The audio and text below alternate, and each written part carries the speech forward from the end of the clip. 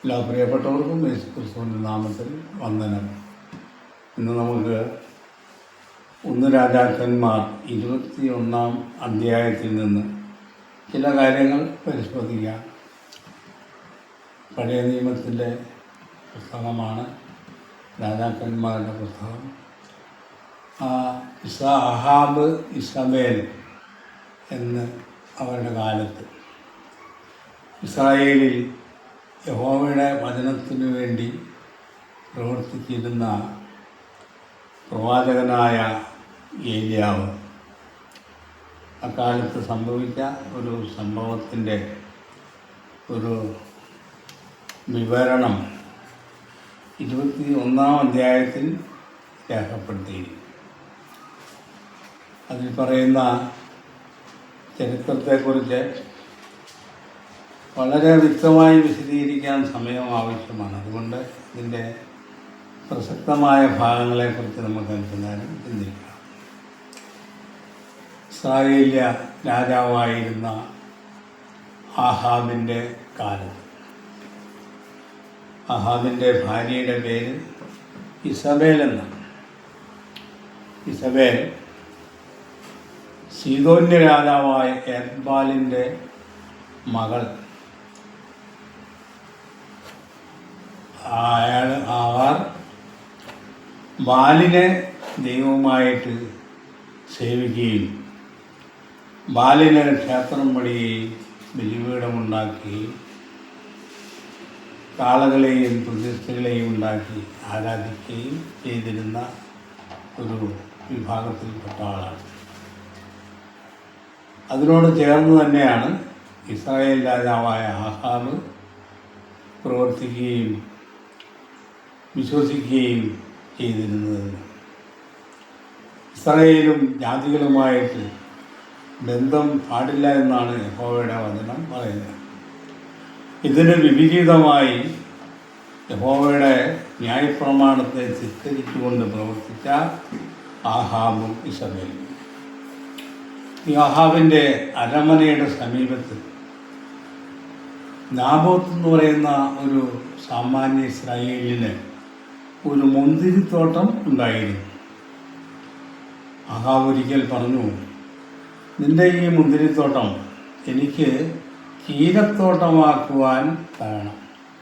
ഞാനതിന് വില തരാം, അല്ലെങ്കിൽ പകരമായി അതിലും ശ്രേഷ്ഠമായ മറ്റൊരു തോട്ടം നിനക്ക് തരാം എന്ന് പറഞ്ഞു.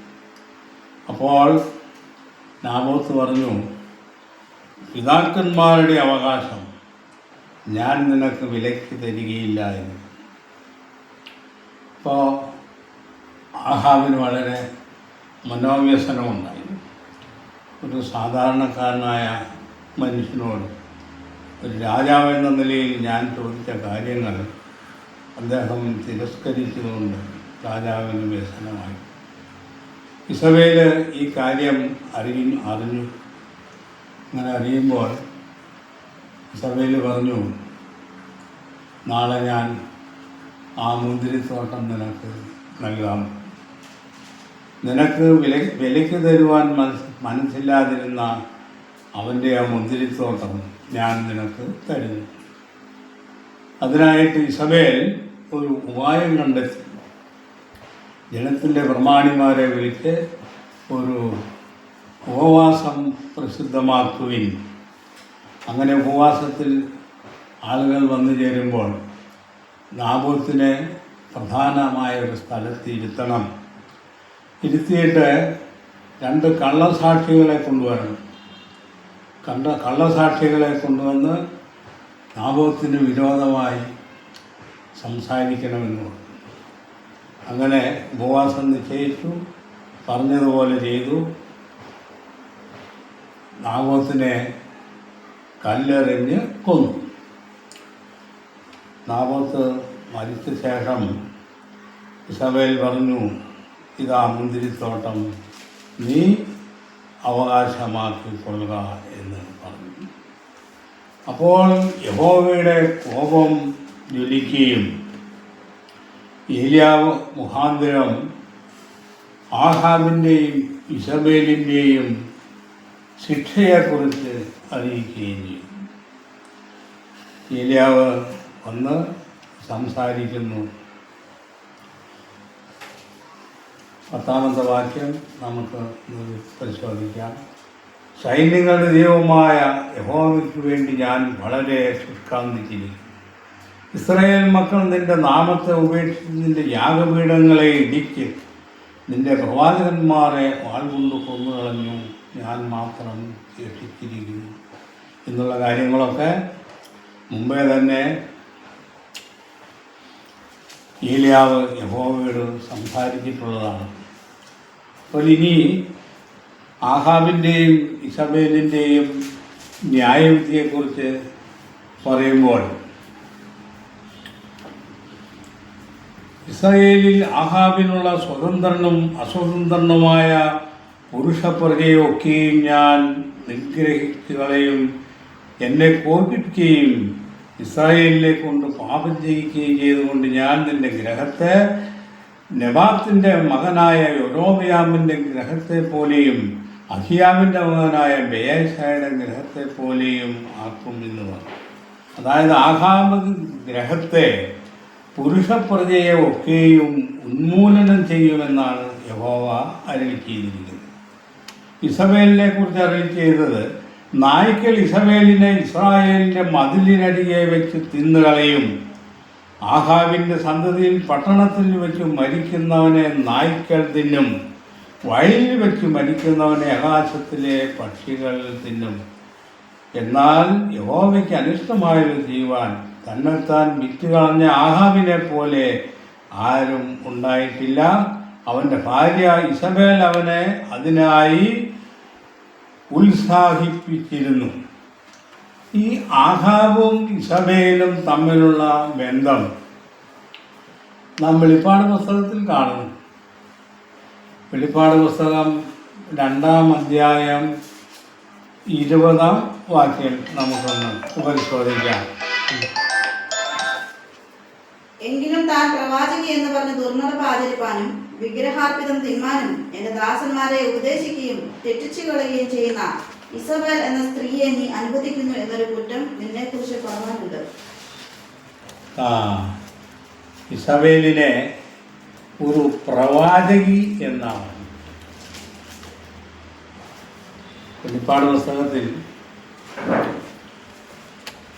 ഇസബേലിൻ്റെ വഴിയിൽ നടക്കുന്ന വിഭാഗം, ഇസബേലിൻ്റെ ഉപദേശം തള്ളിക്കളഞ്ഞ വിഭാഗം, ഇങ്ങനെ രണ്ട് വിഭാഗങ്ങൾ സത്യസഭയിൽ 1-ാം നൂറ്റാണ്ടിന് ശേഷം ഉരുത്തി. താൻ പ്രവാചകി എന്ന് പറഞ്ഞ് ദുർനടപ്പാചരിപ്പാനും വിഗ്രഹാർപ്പിതം തിന്മാനും എൻ്റെ ദാസന്മാരെ ഉപദേശിക്കുകയും തെറ്റിച്ചു കളയുകയും ചെയ്യുന്ന ഇസബേൽ എന്ന സ്ത്രീയെ നീ അനുവദിക്കുന്നു. അപ്പോൾ യഥാർത്ഥത്തിൽ ആഹാബ് ഇസബേൽ എന്ന് പറയുന്ന ഈ കൂട്ടുകെട്ട് മതവും രാഷ്ട്രവും ചേർന്നുകൊണ്ടുള്ള ഒരു തിന്മയുടെ പ്രവർത്തനത്തിൻ്റെ ഒരു സംഘടനയാണ്. ഇന്ന് ലോകവ്യാപകമായി നമുക്കിങ്ങനെ കാണാൻ കഴിയും. ഈ ലോക ഭരണകൂടങ്ങളും വ്യാജമതങ്ങളും ചേർന്നുകൊണ്ട് പലവിധ അഭിപ്രായമുള്ള മതങ്ങൾ വിശുദ്ധ തിരുവെഴുത്തിന് വിരുദ്ധമായിട്ട് പ്രവർത്തിക്കുകയും പഠിപ്പിക്കുകയും ചെയ്യുന്ന വിവിധ മതങ്ങൾ, ഈ മതങ്ങളും രാഷ്ട്രവും ചേർന്നുകൊണ്ടിട്ടുള്ള ഒരു വലിയ ചീരത്തോട്ടമാണ് ഇന്ന് ലോകവ്യാപകമായി കാണുവാനിരിക്കുന്നത്. ചീര എന്ന് പറഞ്ഞാൽ എന്താണ്? ചീര ദുരുപദേശങ്ങളെ കാണിക്കും. മുന്തിരിത്തോട്ടത്തിൻ്റെ സ്ഥാനത്ത് ചീരത്തോട്ടമാക്കുവാൻ ആഹാബ് ഇസബേലും ആഗ്രഹിക്കുന്നത്. സമൂഹത്തിൽ നിലവിലിരിക്കുന്ന ബൈബിളിന് വിരുദ്ധമായി ഉരുത്തിരിയുന്ന എല്ലാ ആശയങ്ങളും ഈ ചീരത്തോട്ടത്തിൽ വിളയുന്ന ഫലങ്ങളാണ്. അത് നമുക്ക് സാർവത്രികമായിട്ട് കാണാൻ കഴിയും. യേശുക്രിസ്തു പറഞ്ഞത്, ഞാൻ സാക്ഷാൽ മുന്തിരിവള്ളി എന്നാണ്. സാക്ഷാൽ മുന്തിരിയിൽ നിന്നും വിളയുന്ന യേശുക്രിസ്തുവിൻ്റെ വചനത്തിന് വിരോധമായി വരുന്ന ആശയങ്ങൾ, അതിന് ഉന്മൂലനാശം സംഭവിക്കുമെന്ന് ഏലിയാ മുഖാന്തരം അറിയിച്ചു.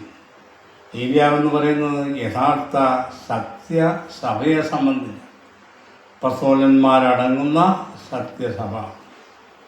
അപ്പോൾ ആഹാബിനെയും സബേലിനെയും ഉന്മൂലനം ചെയ്യുക വഴി അവരുടെ ശവം അടക്കാൻ പോലും കിട്ടാത്ത വിധത്തിൽ ഇസബേലിൻ്റെ ജഡം നാനാവൃതമാക്കപ്പെട്ടു എന്നാണ് ഇവിടെ പ്രവചനത്തിൽ നിന്ന് മനസ്സിലാകുന്നത്. യേശുവിൻ്റെ രണ്ടാം വരവിൻ്റെ കാലഘട്ടമാകുമ്പോഴേക്കും ഇന്ന് ക്രിസ്തുവിനും പിതാവായ ദൈവത്തിനും വിരോധമായിരിക്കുന്ന എല്ലാ ആശയങ്ങളും ആകാശത്തിലെ പക്ഷികളും കാട്ടിലെ മൃഗങ്ങളും തിന്ന് ഭക്ഷിച്ച് എന്നേക്കും ഇല്ലാതെയാക്കി തീർക്കും എന്നുള്ള വലിയൊരു സന്ദേശമാണ് ഈ ഭാഗത്ത് നിന്ന് നമുക്ക് നൽകുന്നത്. ഇതിൽ കൂടുതൽ വിവരണങ്ങൾ ആവശ്യമാണ്, പക്ഷേ സമയത്തിൻ്റെ ലഭ്യത കുറവ് മൂലം ഈ വിഷയം ഇത്രയും പറഞ്ഞുകൊണ്ട് അവസാനിപ്പിക്കുന്നു.